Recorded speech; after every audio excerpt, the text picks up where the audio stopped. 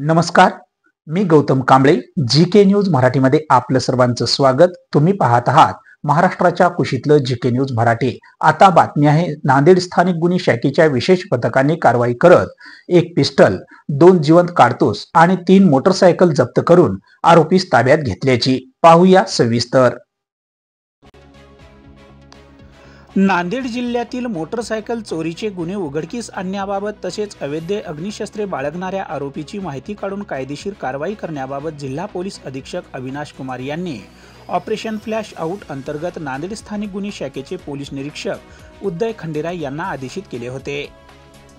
त्यावरून नांदेड स्थानिक गुन्हे शाखेच्या विशेष पथकाचे सहाय्यक पोलीस निरीक्षक रवी वाहुळे व त्यांच्या पथकातील अंमलदार यांनी गुप्त बातमीदाराकडून माहिती घेतली असता आरोपी अंकुश रामदास भगत यांनी वेगवेगळ्या ठिकाणी मोटरसायकल चोरी केल्याची खात्रीशीर माहिती मिळाल्यावरून सदर आरोपीचा शोध घेऊन त्यास ताब्यात घेऊन चौकशी केली असता त्यांनी सोनखेड तसेच भाग्यनगर नांदेड हद्दीत 3 मोटरसायकल चोरी केल्याबाबत सांगितले.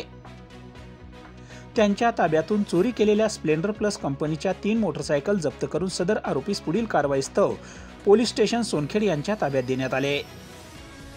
त्याचबरोबर 10 जुलै 2025 रोजी सहाय्यक पोलीस निरीक्षक रवी वाहुळे व त्यांच्या पथकातील अंमलदार यांनी गुप्त बातमीदाराकडून माहिती घेतली असता शैलेश किशन जाधव राहणार राजनगर नांदेड हा राजनगर परिसरात गावठी कट्टा बाळगून असल्याबाबत खात्रीशीर माहिती मिळाल्याने सदर ठिकाणी जाऊन त्यांचा शोध घेऊन त्यास ताब्यात घेतले व त्याची अंगझडती घेतली असता त्यांच्या ताब्यात एक गावठी पिस्तूल व 2 जिवंत कारतूस मिळून आल्याने ते जप्त करून सदर आरोपीस पोलीस स्टेशन शिवाजीनगर नांदेड यांच्या ताब्यात देण्यात आले आहे. सदर दोन्ही कारवाईमध्ये दोन्ही आरोपीकडून एकूण 1,57,000 रुपयाचा मुद्देमाल जप्त करण्यात आलाय. Bureau report, GK. News Nanded.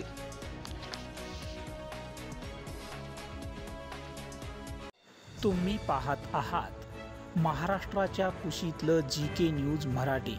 सात जनतेची, भूमी महाराष्ट्राची.